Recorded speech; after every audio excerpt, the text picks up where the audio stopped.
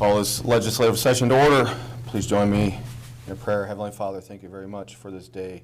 Help us to remind that we are the servants of the people of this town and that we should work together for the betterment of all. In Jesus' name, amen. Amen. Pledge.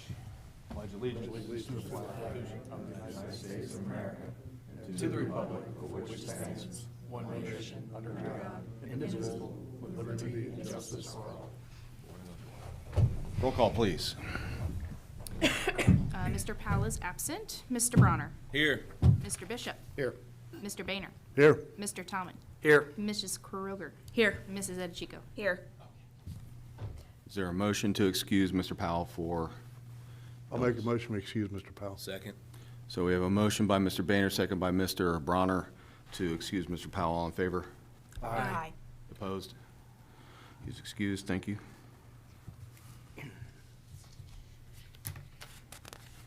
Okay, approval of minutes. So moved. You can just approve them all in, do you want to approve? So this is going to be a question for the people in council.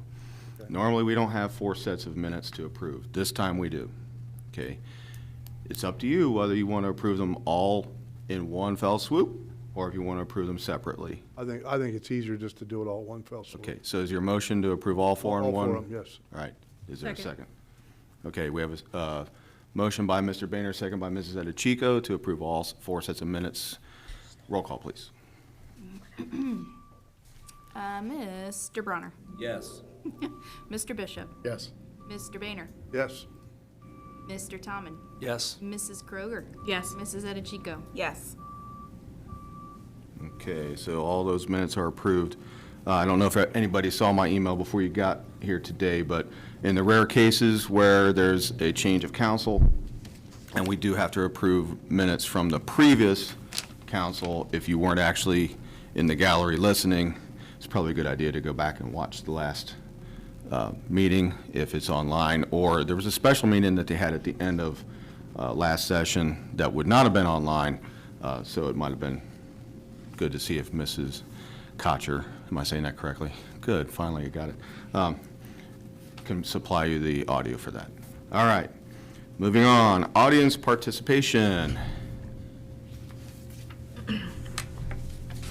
Bob Ashbrook, 221 Walnut Street, Reading, Ohio.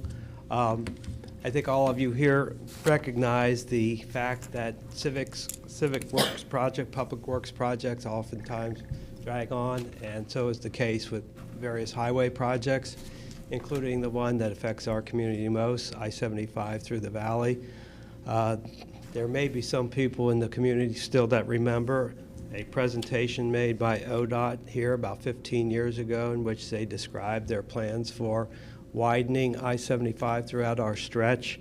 As a result of those discussions, I made a strong pitch that they close the Laughlin split and consolidate all traffic in a broadened right-of-way through the heart of Laughlin. At that time, they chose to take a different path, but more recently, last summer, they introduced a new alternative that would essentially do what I was recommending back then, arguing that in so doing, they would save about $88 million. So before proceeding with that as their final alternative, they are requesting public input.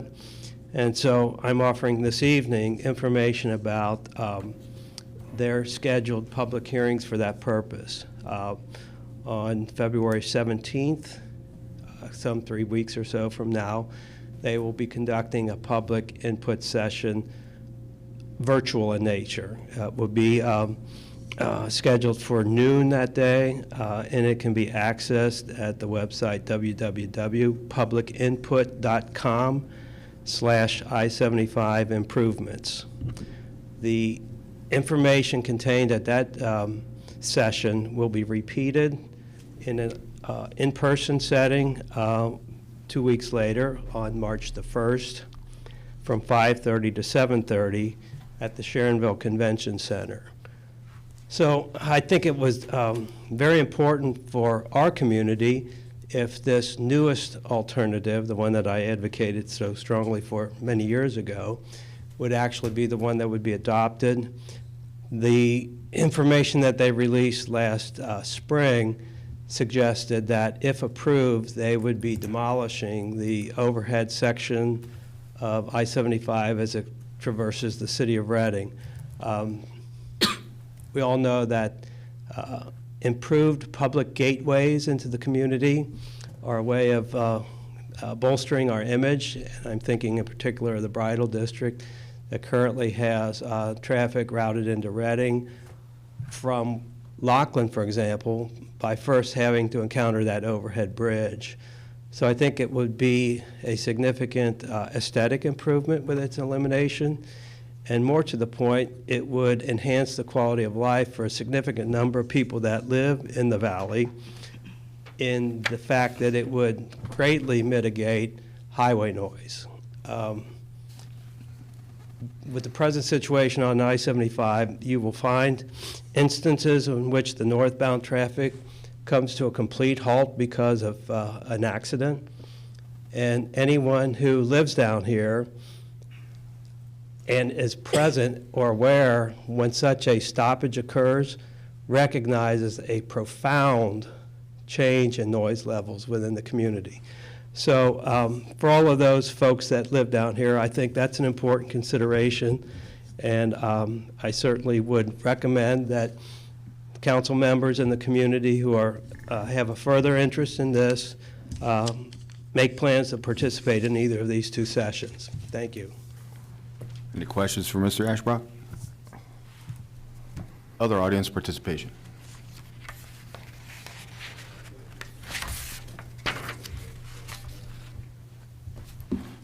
My name's Pat Ormond, 2720 Maple Tree Court. And I first just want to welcome all the new members to council, and welcome back, of course, Katie and Dave. I want to start by just kind of making a clarification. I posted this online in regard to my wife and I and our involvement with the recycling issues here in Reading. Just want everybody to know, and for the audience, that neither my wife nor I work for Reading. We do not work for the city or Rumpke. We just do this out of our passion for recycling and making the city better. So, anything you see posted online, that's just, it's us as private citizens, just trying to do the right thing. And with that said, just a couple bits of information. I do stay in pretty close contact with Dean Ferrier. He's our public sector manager for Rumpke, and he feeds me a lot of data, which is fun to look at. And he gave me some data this week that I thought was kind of interesting, and again, I did post this on the forum. But Reading last year in 2021, I guess, we averaged about 4.8 tons of recycling per week collected curbside. This isn't counting the bins, this is just curbside recycling. And for the first 2 weeks of January, with the full inclusion recycling program, we have now been averaging over 10 tons per week collected by Rumpke Recycling.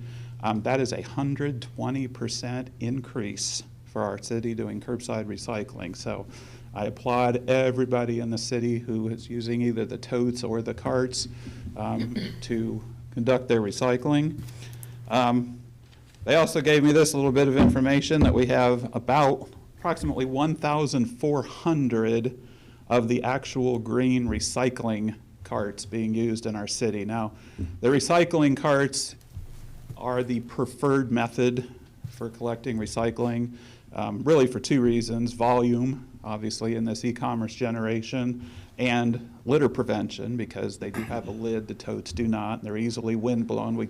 We did have obviously a big windstorm, I believe, a couple weeks ago, and there was, unfortunately, those red totes got blown all over the place, and there was a significant amount of litter. So I would certainly encourage, and Rumpke even encourages, all residents to have the recycling cart.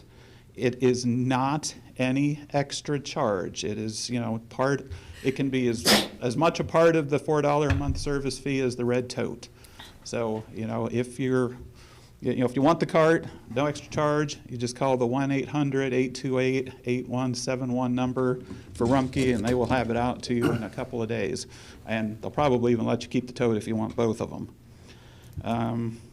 They also reported, and this is Rumpke and some of the drivers I've talked to, they were actually very impressed with how clean our recycling is. People in Reading are really doing pretty much a top-notch job of following the guidelines on the carts and the totes as far as what they can put into their recycling container. And, we're turning out some very, very clean recycling, and that's much appreciated by Rumpke for sure. We do have a couple problems in the city, though, that I do want to kind of bring to council's attention, and, if you, can help us out with this, it would be greatly appreciated. We are having problems on the alley streets, and I'm not real familiar with all these alley streets, Pike and Pearl and Walnut and Vine, I believe. A lot of residents complaining about missed recycling on those streets. Now, for some reason, Rumpke gets the garbage okay, but they're having trouble with the recycling. And I do talk to Dean Ferrier about that a lot, but I know a lot of the residents are not very happy on some of those side streets that they're paying a fee and not getting the service. So, anybody from the city that can support that effort to call Rumpke and make sure our alley streets are getting serviced would be great. Also, another problem Rumpke's kind of pointed out, and this is really standard for the entire city of Cincinnati, but hopefully Reading can do it better than anybody else. Cardboard really needs to be broken down, and all of the styrofoam and plastic packaging must be removed. Now, Rumpke can, unfortunately, pass on picking up any cardboard that does have the styrofoam and plastic packaging, and unfortunately, I did see some of that happen on Thornridge this morning. I went ahead and picked it up myself and sorted it out, so Rumpke's going to get it tomorrow morning in mine anyway. But if everybody can make sure that the boxes are broken down and all plastic and styrofoam materials put to waste. The other thing, I think we do have a communication gap somewhere from the city to the residents.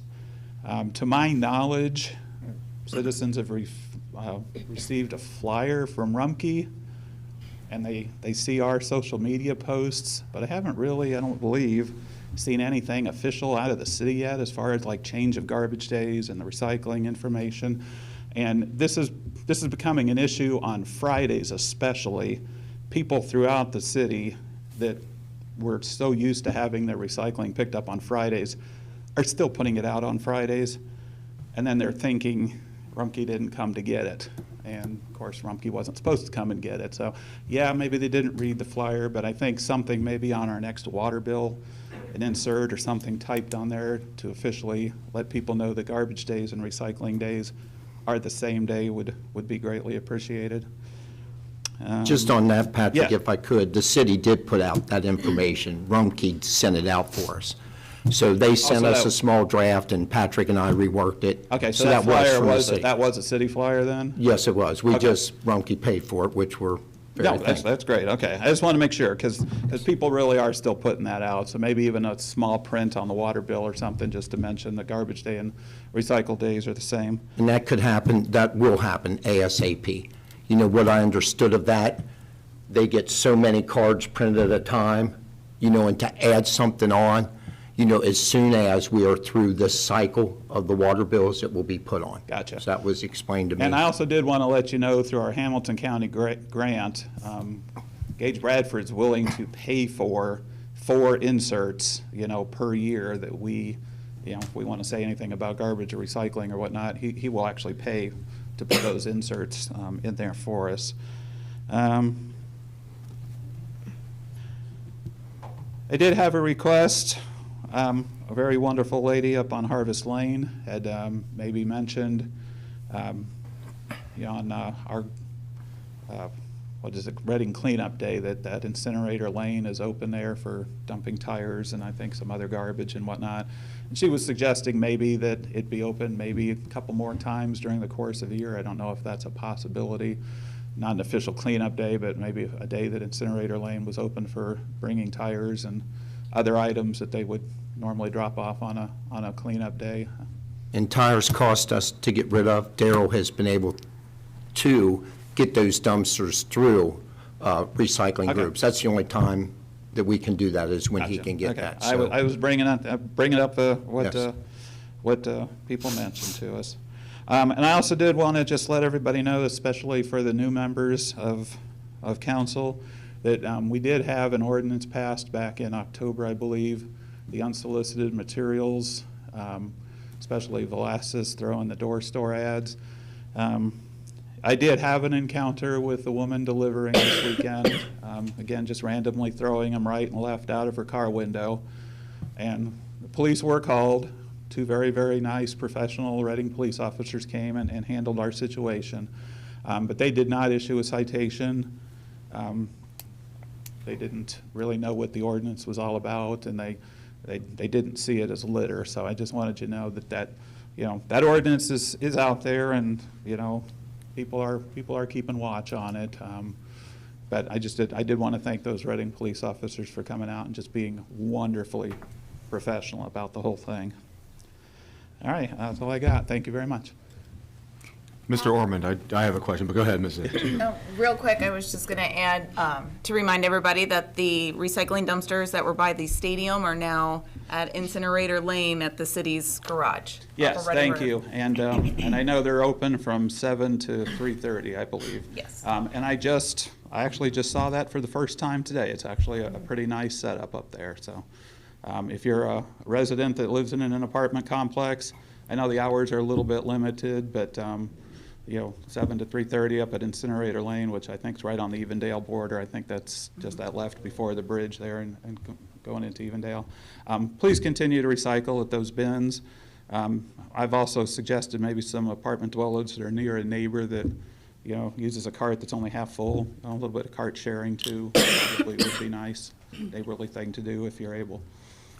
Anybody on this side? I have a question for you. Yeah.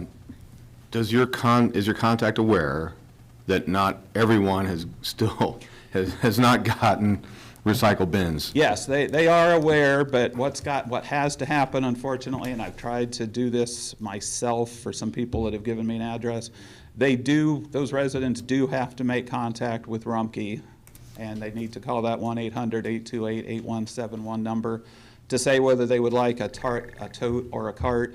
I can't really explain why everybody didn't get the tote, which is part of the contract, but they do need to make contact with Rumpke to get that, just for their, I guess, inventory purposes or whatnot. And they will have it out within a couple of days if you call. Yeah, I didn't get one myself, and ended up getting in contact with them. Got the nice green one, filled it up the very first week. It doesn't take much in our e-commerce generation, I'll tell you. Lots recyclable, and I know Rumpke in the first week of February is going to make a big announcement about a new recyclable item. I'm trying to guess what it might be, but they won't even give me a hint yet. So I know the newest things are like the yogurt cups and the butter tubs and things like that, which I think are part of the sticker that's on the new carts and totes that have been delivered. But it's going to even be a new item. It's constantly changing, constantly changing. Did you say the number was 800-828-8171? 171. Okay, got Yeah, it. 817. Got it. All right, thank you. Thank you, Mr. Ormond. Any others?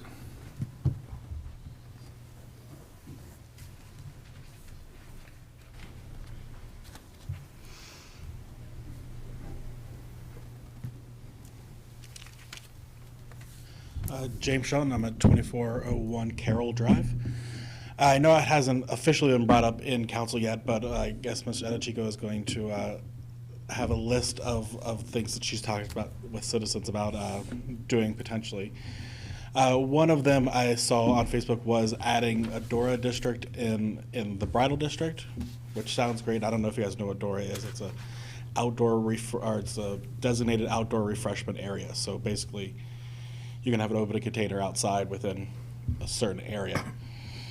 A lot of people have brought up having a door district for the Brattle district, which sounds great. My problem, or my thought is that there's a lot of businesses already in the Brattle district, and not a lot of them are bars or selling alcoholic beverages. So it's kind of limiting the scope of what we can actually do with that door district.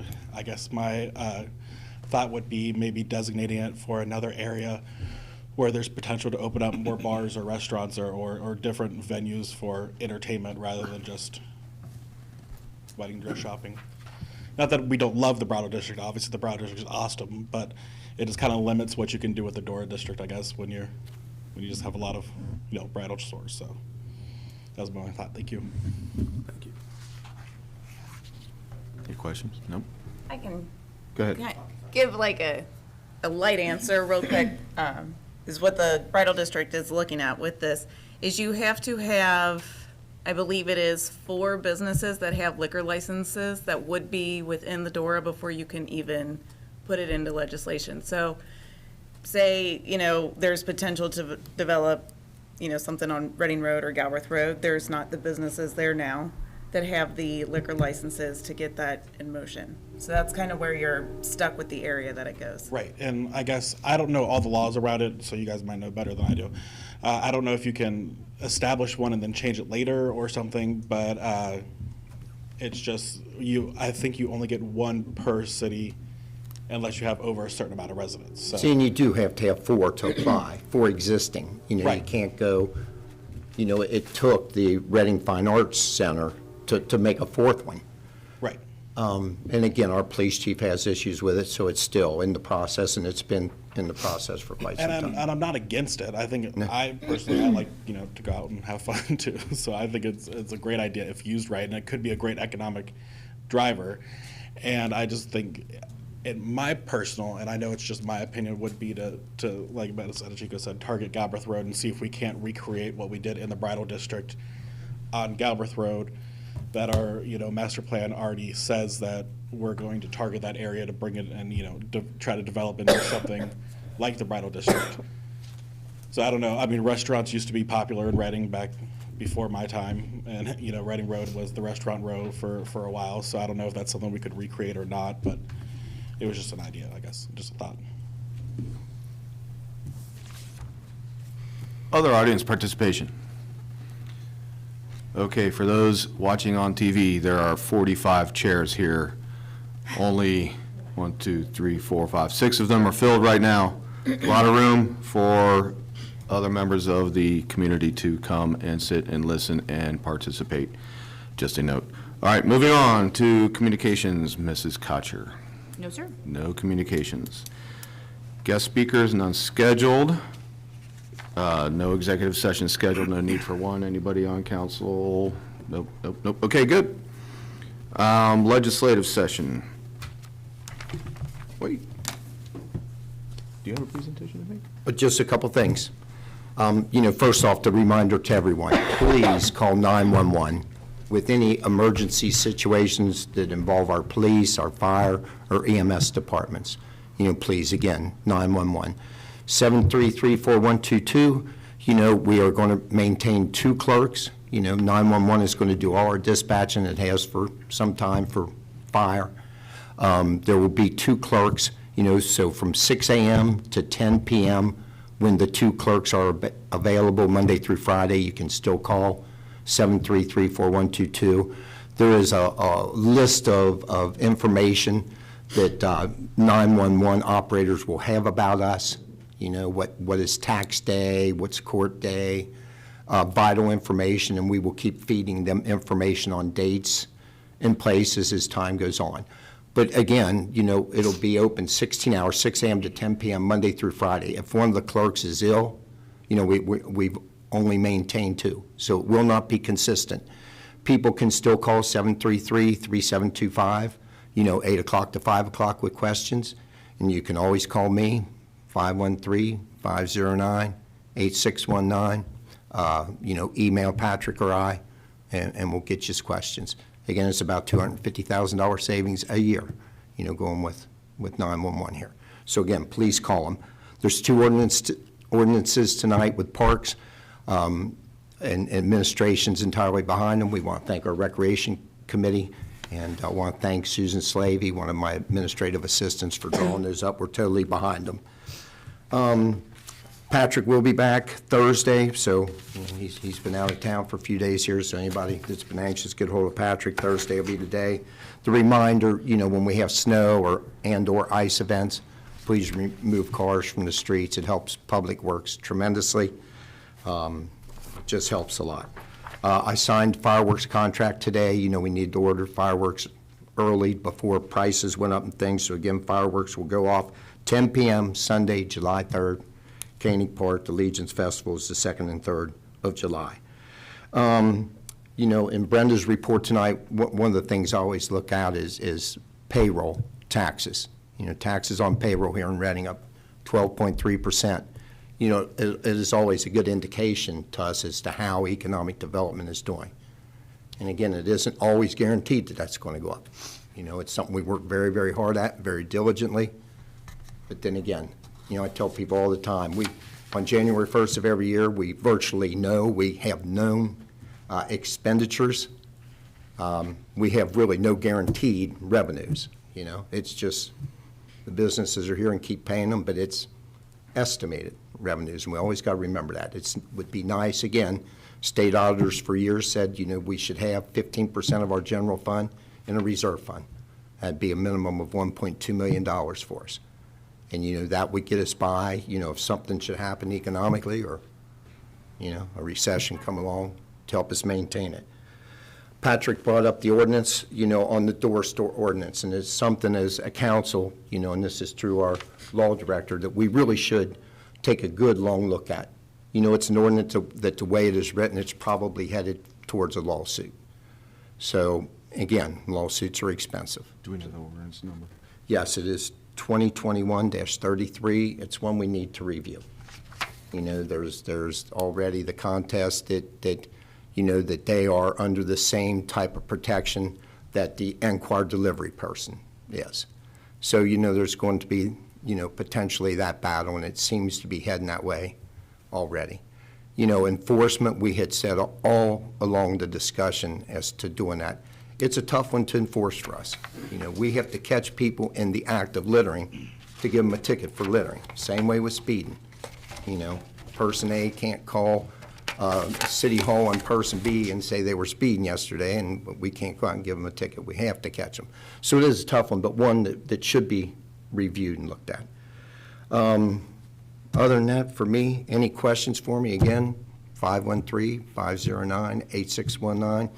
Appreciate what everybody does. We've had a rough couple days here in our city, losing some incredibly wonderful people, and it has. I think it's been 7 people that I personally knew in the last 3 days.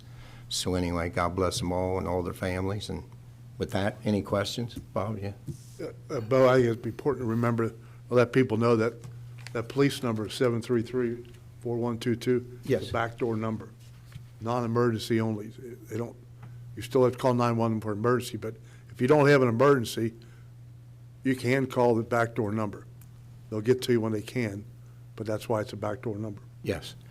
And we finally have it worked out that those calls, if you call 733-4122, it will go to 911. But again, hopefully from 6 a.m. to 10 p.m., Monday through Friday. But again, if a clerk's out, we only maintain 2 clerks. If one of them's missing, we're not going to ask somebody to do a 16-hour shift. Also in front of me, city issues from residents, and every one of them, I've reported on before, these have all been concerns of residents for a long time. But it'll be neat to go through the discussion again, to remember, why some of these things aren't happening, the ways to make them happen, which a lot of them wouldn't be easy. It'd be raising fees or taxes or this, that, or the other, but they're all very interesting topics, and was very welcome to see them. And again, they've been issues with our residents for quite some time. So with that, God bless you all. Thank you, Mr. Mayor. Legislative session, no resolutions, correct, Mrs. Kotcher? No, sir. No resolutions. Anything from council? Surprise. Okay, good. Ordinances, we have two ordinances to at least read tonight. So the first one, please, Mrs. Kutcher. An ordinance establishing fees and charges for the 2022 for the City of Reading parks, programs, and recreational facilities, and declaring an emergency. That's a first reading unless someone needs to expedite that. Discussion. Discussion? Just real quick for the audience and those watching, do you want to go over the fees real quick so they're aware? Yeah, both ordinances tonight are kind of in conjunction. We'll start with the difficulty in finding summer employment. We're competing with other pools and other communities, other jobs to find workers. The state of Ohio then raised the minimum wage 50 cents an hour at the beginning of this month. So to remain competitive and maintain decent services, we need to pay our people more. In order to offset that, unfortunately, we feel the need to raise memberships to the pool by $10 a year. We're unhappy about having to do it. We're hoping that a one-time fee per year will be to the point where we don't have to revisit this every year. Similarly, we're raising the price for a pavilion rental by $10. So we see these as manageable. Again, we're unhappy about having to do it, but if we want our services, we got to pay our people. Further discussion? Okay. So that's first reading. Second one. I'll make a Oh, sorry. motion to suspend the second and third reading. Okay, we have a Second. motion on the floor from Mrs. Second. Chico, a second from Mrs. Kroger to suspend the second and third reading. Roll call, please. Mr. Bronner. Yes. Mr. Bishop. Yes. Mr. Boehner. Yes. Mr. Tomlin. Yes. Mrs. Kroger. Yes. Mrs. Edichico. Yes. So six yeses. So the rules are suspended for the second and third reading. Move to adopt. We have a motion for adoption by Mr. Boehner. Second. Second by Mr. Tomlin. Roll call, please. Mr. Bronner. Yes. Mr. Bishop. Yes. Mr. Boehner. Yes. Mr. Tomlin. Yes. Mrs. Kroger. Yes. Mrs. Edichico. Yes. So we have 6 yes, motion to adopt carries. Ordinance number, please. 2022-06. 06, thank you. Second reading, second ordinance, please. An ordinance amending ordinance 2021-06, which authorizes the Safety Service Director to employ certain temporary, seasonal, and part-time help and declaring an emergency. Okay, again, a first reading. Is there discussion on this? No, I'll just make a motion to suspend the second and third reading. Second. So we have a motion again by Mrs. Edichico and a second by Mr. Bronner to suspend the second and third reading. Roll call, please. Mr. Bronner. Yes. Mr. Bishop. Yes. Mr. Boehner. Yes. Mr. Tomlin. Yes. Mrs. Kroger. Yes. Mrs. Edichico. Yes. So we have 6 yes. Move to adopt. Motion to adopt by Mr. Boehner. Second. Oh, I can't tell. Sir. That's when we fight. We'll go with ladies first. So Mrs. Kroger, to adopt, roll call, please. Mr. Bronner. Yes. Mr. Bishop. Yes. Mr. Boehner. Yes. Mr. Tomlin. Yes. Mrs. Kroger. Yes. Mrs. Edichico. Yes. 6 yes. The ordinance is adopted. What's the ordinance number? 2022-07. I figured that, but I just wanted to make sure. Might have been a 6A or something. We have a question out in the audience. This is out of order, but you're in the audience.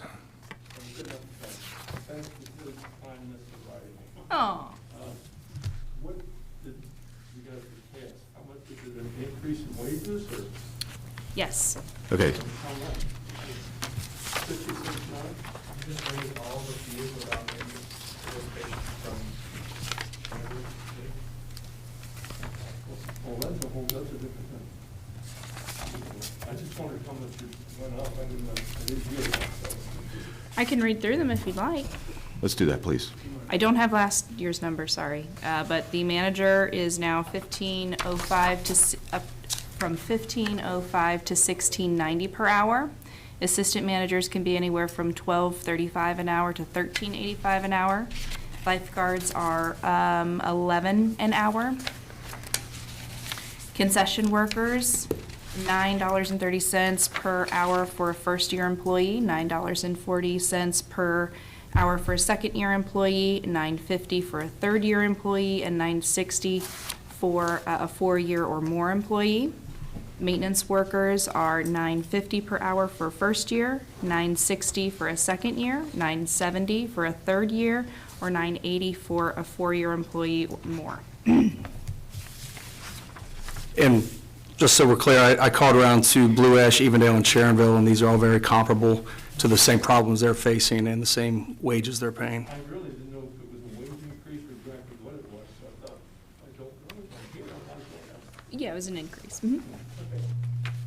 Okay, and I hope, I should say the people on the television, that you guys get all this in advance, so you all know how it is going. Well, just for your benefit, I got this evening and was fortunately able to read through it before coming here. So this is a great point, though. I don't know the man's name. I wish I did. I'd use it. But he brings up a great point. It'd be great if we could post this stuff Justin. someplace where everyone can access it before we take any kind of vote on it. Last year, Kate, you were doing a pretty good job of posting Yeah, some of these and I beforehand. can post them again. Yeah. I don't get Facebook, so it's no good to me. Yep. I give up on Facebook when all this stuff, the last election, selling information on Facebook. There are lots of people not on social media. Well, and there's a Thinking lot we of need to people do don't have something with access to the website too, because that was a point that was brought up last year, was that not everybody has access to the internet, so Facebook, website, all of that, it can, all good and well, but for those who don't have have access to the internet, that was the issue we brought up too, was how do we get in front of that too, so. Right. And before the meeting, in the time frame that we receive it and getting it even up on the website is not easy. So, And I know in Deer Park, they post a lot of this meeting stuff in front of the schools and on park bulletin boards before the meetings happen, so that people know where to go look for it if they Okay, wanted to. hold on a second. Dennis, are you catching any of this on, okay, good. The reason I'm asking is because all of this discussion, I wish every resident could hear it. So if you want to discuss, I'm fine with that. I would hope you go to the mic if you want to bring up more, but so it's a better audio signal. But Oh, no, you're, this is the kind of thing everyone needs to see. Mr. Ashbar. I'll gladly speak. I think I have the same mindset that most folks here in the audience are expressing. That is the fact that citizens should be entitled to have review of legislation that council considers so that any citizen having a particular view that they want to communicate to an elector or to a council member, they need to be able to see what is being considered before it's voted upon. And so the frequent employment of the suspending the rules requiring a second and third reading denies the citizens the opportunity to interact appropriately with their legislative representatives. On the two matters that were passed this evening, I'm not quite certain what this real emergency was that necessitated their passage tonight on the first reading. So it seemed like it was a matter of rote that there was going to be a motion made to suspend. Had there not been, and this was left as a first reading, then Mr. Feldman and anyone else here present this evening or watching it at home, hearing the first reading, would have the opportunity to seek out the specifics of the legislation before the second and third reading. So, you know, I would urge council to minimize the use of suspending the second and third reading, number one.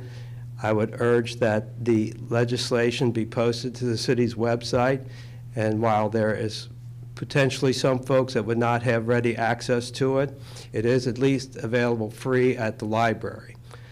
You can't say that they could freely access Facebook from the library unless they have an account. And as all of us know, there's no compulsion on the part of a citizen to participate in social media. And the third method by which communication could be delivered along the lines of what Mr. Orman said, is that the legislation could be posted in the glass case that's outside of the front door of City Hall. Quite honestly, it was put up there for the purpose of housing public notices. In years past, there was a similar box at Koenig Park and elsewhere. At the very minimum, it could be in there. So they're on the website and have multiple readings as often as possible. Those would be my 3 recommendations. Mr. Tomlin, go ahead. Thank you for your objections and your input. I really do appreciate it. As far as to the state of emergency on the pay increases, it's simply because we're already taking applications right now, and those people have to know what the wage is going to be. That was the reason for that tonight. And 2, the park reservations start February 1st. And this is our last meeting before February 1st to get those increases made also. So a bit of an emergency that's forced upon us by the state of Ohio. Mr. Boehner, being old school, could you discuss with the new council the purpose of declaring an emergency? Declaring an emergency means that the ordinance needs to be passed to meet a deadline. Like Scott said, they're taking applications for the pool. I can see that. If we have an issue with the park rental, I all voted for it too, but I'm thinking now we probably should have maybe have another meeting at the end of the month where we could have put that information out, because I think the park rentals probably are going to impact the residents more than the fees for the pool people. We can't do them a whole lot about that now, but the only thing I would say is I'd have to agree with Mr. Ashbrook. We probably start to think a little bit about why we need emergency and maybe pull back a little bit on that. At least go 2 readings, if not 3, if it's not something that needs to be done right away. So I'm going to suggest that when we meet to discuss rules of council, that this be addressed. That's fine. Any further discussion on ordinances or other items that we've seen so far? Okay. Any miscellaneous business? Mrs. Edichico? Yes, real quick. I passed out before the meeting, and again, it is on Facebook, and I know that's not the be-all, end-all for getting citizen input, but it is a good source and a very quick and easy way to reach a lot of people within the city. Just asking what their concerns are, what they would like us to work on with the new council, it being a new year. And so I did pass out a list. Is that this I one? have this, yes. I Okay. have this For also. everybody posted watching on TV, this is Facebook. what we have. It's a 2-pager. Page 1, page 2. Yes, and I can email it out to anyone who would like a copy as well. I just wanted everybody to have a chance to look over this, and then hopefully at our next meeting, we can discuss these, decide to put issues into committees and what we can do about moving some of these forward. As I recall, you asked for a meeting next week, correct? Yes, and I do have a committee meeting on the 25th at 6:30. Okay. Mr. Boehner, you were going to say something? No, I was agreeing with that. Okay. I was gonna bring it up. Okay, so my little side input here, what I've read of it, I think is all good stuff to be looking at. Okay, that's, unless somebody else has more miscellaneous business? I just have a little item. I was looking at training for this year just because of the newly elected officials, and I saw that there's the Sunshine Law training coming out. It's still online, as well as the Ohio Ethics Commission training. There's different dates for that as well. Just making sure, like, I know you guys are newly elected. There's certain trainings you've got to complete within the term for your different positions, and they're all different. So also that could be a requirement that you're asked to turn in to me when the auditors are here, like the Sunshine Law or the Ohio Ethics Commission are the 2 that have been asked for in the past that come to mind, but there's other trainings available as well. So just make sure to look at some of those as you're getting updates or things like that. So Do you have a link that you could share to any of that? I can share the link for the Ohio Ethics and the and for, I'll send them to Carla for the Ohio Ethics and the Sunshine Law. because I was looking at them for myself. As far as any extra, I know somebody mentioned about the newly elected official one. That might be a good one to attend. If anybody has that link, they could send it out as well. So just being mindful that these trainings are out, but the season of time, it's changing just because some are online, some are in person, some get canceled. I know that a couple of us have tried to go to some and they were canceled over the past couple of years. So just making sure to get those requirements in, just giving an alert, so. Okay, so Mrs. Smith, while you're up, is this the handout that you were? Yeah, so I gave a handout from our auditors tonight. It's a survey, 1 page for elected officials. I know you guys are brand new to the game, but they're still required to fill it out and just send it back to them. It's got a no postage necessary, or you can give it to me tonight and I can turn it into them tomorrow. They're here all week. I can happily say that they were here to audit 2020 and they are already looking into 2021, and today's only Tuesday. So they spend all day with me, and the different department heads have to help me with their different requirements that they're asking for and turn in. So it's a whole city approach. So I appreciate that, and I appreciate your piece in it that you're doing for this survey. So thank you for that. Any questions for Mrs. Smith? Okay, so that closes miscellaneous business. Is there a motion to adjourn? I'll make a motion to adjourn. Second. Does Brenda have, I think Brenda has a report. Nope. Oh, I'm sorry. You want to withdraw? Yes, sir. All right. Motion to adjourn is withdrawn. Mrs. Owens. Awesome. Well, first, I would just like to say how excited I am to work with all of you and how honored I am to serve the city and the citizens of Reading in this capacity. Okay, so I do have a report this evening for the month of December, the entire year of 2021, and January to date. So for the month of December, we collected a total of $605,819, and this was made up of $86,298 in individual tax payments, $87,159 in business net profits tax payments, and $432,362 in payroll withholding. This total represents an increase of 9.5% over 2020, and it also surpasses the December total for both 2019 and 2018. For the entire year of 2021, we collected a total of $8,312,605. This was made up of $1,228,857 in individual tax payments, $699,835 in business net profits tax payments, and $6,383,913 in payroll withholding. Overall, this is a 10% increase over 2020, and again, surpasses both 2019 and 2018. For January to date, we have collected a total of $609,410. This was made up of $56,040 in individual tax payments, $27,658 in business net profits tax payments, and $525,712 in payroll withholding. Overall, this is a 7% decrease compared to January 18th of 2021. And that is all I have for tonight. Thank you. Any questions for Mrs. Owens? Okay. Motion adjourned. And second by Mr. Bronner. Great. Okay, motion to adjourn by Mr. Boehner, second by Mr. Bronner. Roll call, please. Or actually, let's do it this way, voice vote. All in favor? Aye. Opposed? Excellent. We are adjourned.